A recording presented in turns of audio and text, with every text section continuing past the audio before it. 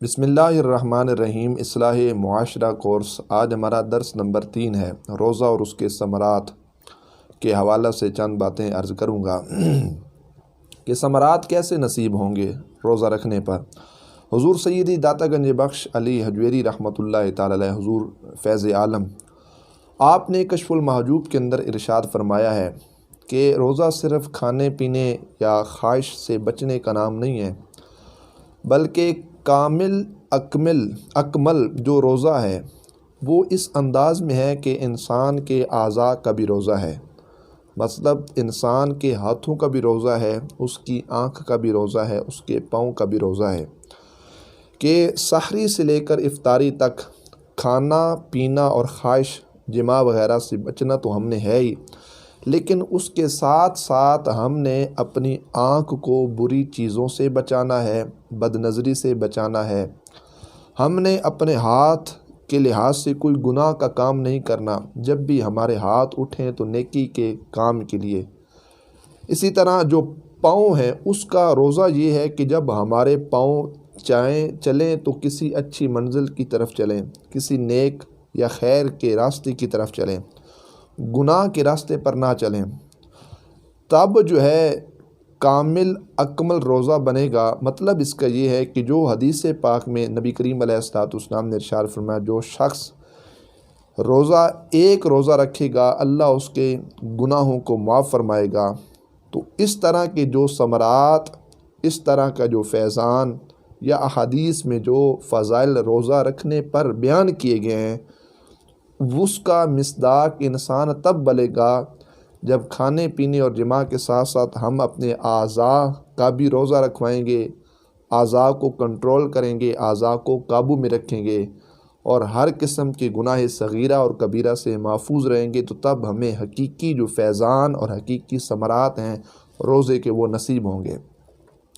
نبی کریم علیہ السلام نے ارشاد فرمایا کہ اللہ تعالیٰ کو کوئی حاجت نہیں کہ انسان کھانے سے باز رہے یا پینے سے باز رہے، لیکن روزہ تو اس چیز کا نام ہے کہ انسان روزہ رکھ کر متقی اور پرہیزگار بن جائے۔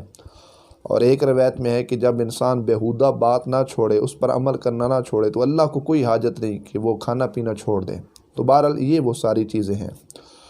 اچھا، دوسری اس میں یہ چیز ہے کہ روزہ کے ثمرات ہمیں کب نصیب ہوگے؟ جب روزہ رکھنے کے ساتھ ساتھ ماہ سیام، ماہ رمضان المبارک کے جو قواعد ہیں، اس کے جو اغراض و مقاصد ہیں، اس پر بھی ہم کیا کریں گے؟ عمل کریں گے۔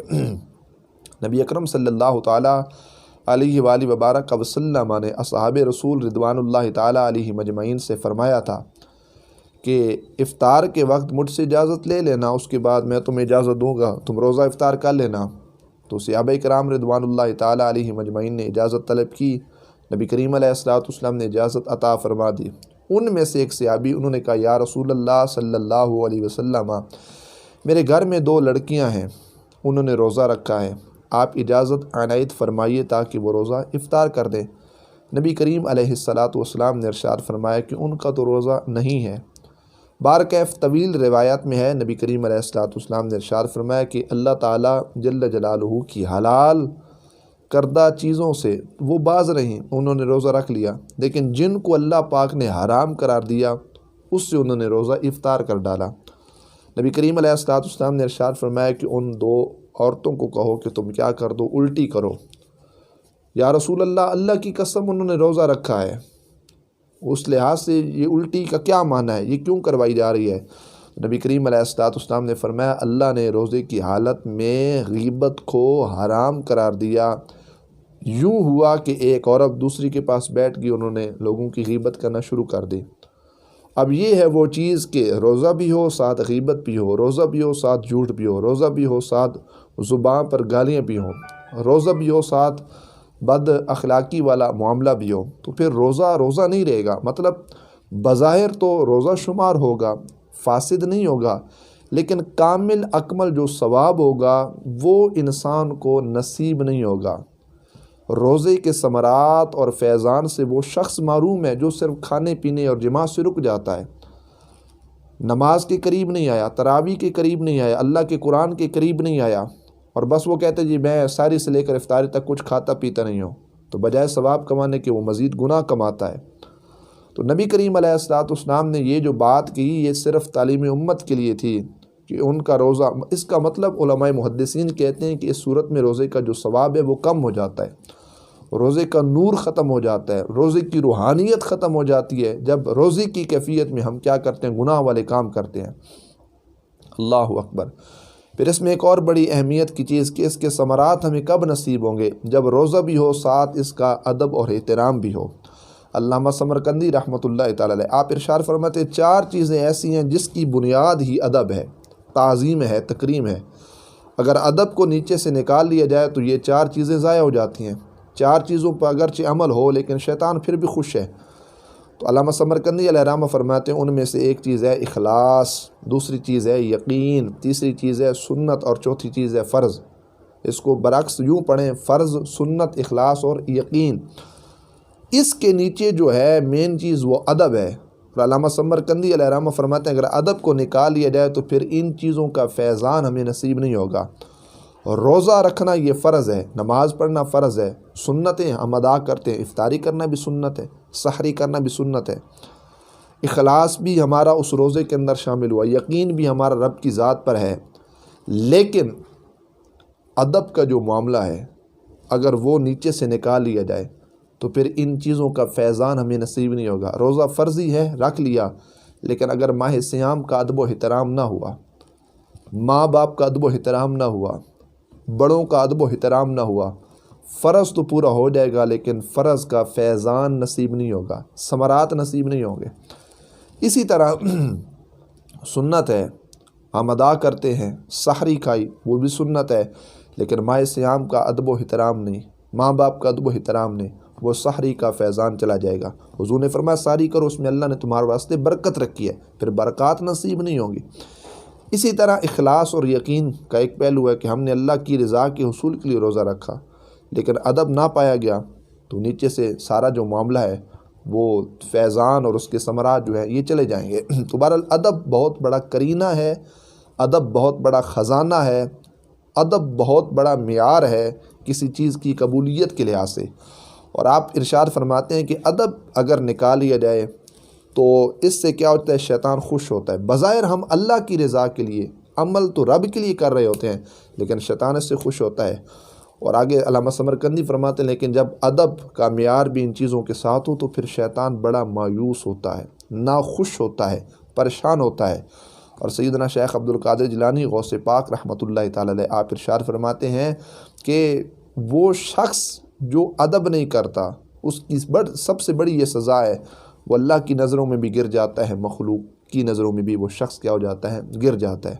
تو لہٰذا روزہ اور ساتھ ادب اس کا بہت بڑا تعلق ہے، بہت بڑا معیار ہے، اور ادب کی ہی وجہ سے یقیناً ہماری نجات ہے۔ آج بازاروں کے اندر جائیں، ماہ صیام، ماہ برکت، ماہ رحمت، ماہ رمضان کے مہینے میں مسلمان جس طرح اس کی بے حرمتی کرتے ہیں، جس طرح اس کی حرمت کو پامال کیا جاتا ہے، جس طرح اس کی عزت، تکریم و تعظیم کا حق تھا اس حق کو ہم نے ختم کر دیا ہے۔ غیر مسلم اور عیسائی لوگ آج بھی ماہ صیام کا ادب و احترام کرتے ہیں۔ بازار کے اندر عیسائیوں کو دیکھو نا، وہ پھر بھی کہتے ہیں یارو مسلمانوں کا ایک مہینہ ہے، مسلمان اس میں روزہ رکھتے ہیں، وہ بھی احتیاط کرتے ہیں، لیکن ہمارے مسلمان جو ہیں وہ اس سے بڑے دور ہو رہے ہیں۔ ہم نے اس کی تعظیم و تکریم کو کیوں ختم کر دیا ہے؟ آج سے 15 سے 20 سال پہلے دیکھا جائے تو رمضان کے مہینے میں گھروں کے اندر خواتین چولہا نہیں جلاتی تھیں۔ وہ کہتے تھیں جی رمضان کا مہینہ ہے، گناہ ملے گا، یہ بھار آئے گا، گھر میں تنگ دستی آئے گی، ہم گھر میں چولہا نہیں جلاتے۔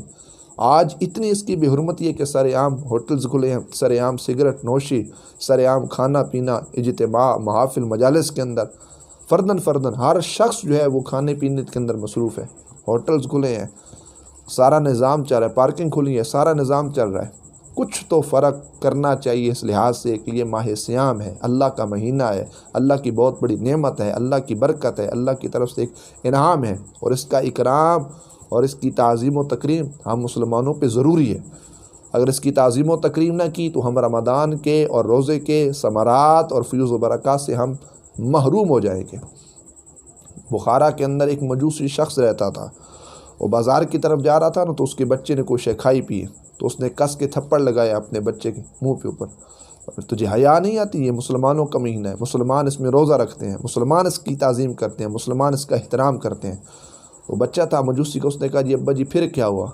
مہینہ ان کا ہے نا، ہمارا تو نہیں ہے نا۔ تو اس کے ابے نے کہا کہ مہینہ اگرچہ مسلمانوں کا ہے لیکن ہم نے اس کی تعظیم تو کرنی ہے۔ وہ مجوسی شخص جب قریب المرگ ہوا، مرنے لگا، اللہ نے اس کو توفیق بخشی، اللہ کا فضل کرم اس پہ ہوا، اس نے کلمہ پڑھا، لا الہ الا اللہ محمد رسول اللہ پڑھ کر اللہ کی وحدانیت محمد رسول اللہ علیہ السلام پر ایمان لایا، آپ کی رسالت کی گواہی، دین اسلام کو اس نے حق سچ مانا، اس کی روح قبض ہو جاتی ہے۔ تو کسی نے پوچھا ما فعل اللہ بک، اللہ نے تمہارے ساتھ کیا معاملہ فرمایا ہے؟ تو اس شخص نے کہا کہ ماہ سیام، ماہ رمضان، ماہ برکت، ماہ رحمت کی تعظیم کی وجہ سے اللہ نے زندگی بھر کے گناہوں کو معاف فرما دیا۔ اب کیا مطلب؟ کلمہ جو نصیب ہوتا ہے، یا ایمان کی جو دولت اور ایمان کی نعمت نصیب ہوتی ہے، وہ کس چیز سے نصیب ہوتی ہے؟ بحث اللہ کے فضل و کرم سے، اس کی عنایت سے نصیب ہوتی ہے۔ کیا جبر یا زبردستی یا کسی کے پڑھانے سے کلمہ جاری ہو جاتا ہے؟ ہرگز ایسا نہیں ہوتا۔ اللہ کا فضل و کرم ہوتا ہے، اللہ کی طرف سے منظوری ہوتی ہے تو کلمہ جو ہے وہ نصیب ہو جاتا ہے۔ اگر تعظیم اور تکریم اور ادب کے معاملے میں رب کی رحمت ایک مجوسی کے لحاظ سے اس پر اتنی راضی ہو جاتی ہے، اس کو اللہ یہ توفیق بخشتا ہے۔ ہم تو مسلمان ہیں، حضور کے ماننے والے ہیں، کلمہ گو ہیں، اور ہمارا اس بات پر کامل یقین ہے کہ اگر آج مسلمان ماہ سیام کا ادب و احترام کرنا شروع کر دیں، ہمیں یقین ہے ہماری زندگی بھی جنت کا باغ بنے گی، اللہ ہماری آخرت کو بھی ایمان کی دولت کے ساتھ سرفراز فرمائے گا، اللہ ہماری قبر کو بھی جنت کا باغ بنائے گا، اور اللہ ہمارے آخرت کو بھی کیا کرے گا؟ نور اور ہدایت کے جو راستے ہوں گے، اور ہر قسم کا نور اور ہر قسم کی روشنی، اور پل صراط پر آسانی، اور سرکار کی شفاعت، اور ہر قسم کے انعام و اکرام جو ایک مومن کے لیے احادیث میں بیان کیے گئے ہیں، اللہ کے فضل و کرم سے وہ تمام کے تمام انعام و اکرام کے ہم مصداق ٹھہریں گے۔ لیکن ساتھ ادب اور احترام یہ ضروری ہے، تب روزے کا فیضان، روزے کے ثمرات ہمیں نصیب ہوں گے۔ اللہ پاک عمل کی توفیق نصیب فرمائے، ماہ سیام کا ادب و احترام کرنے کی توفیق نصیب فرمائے، اور اللہ ماہ سیام کے ثمرات، اس کے فیضان، اس کے فیوز و برکات سے ہم سب کو مستفیض فرمائے۔ وآخر دعوانا الحمدللہ تعالی رب العالمین۔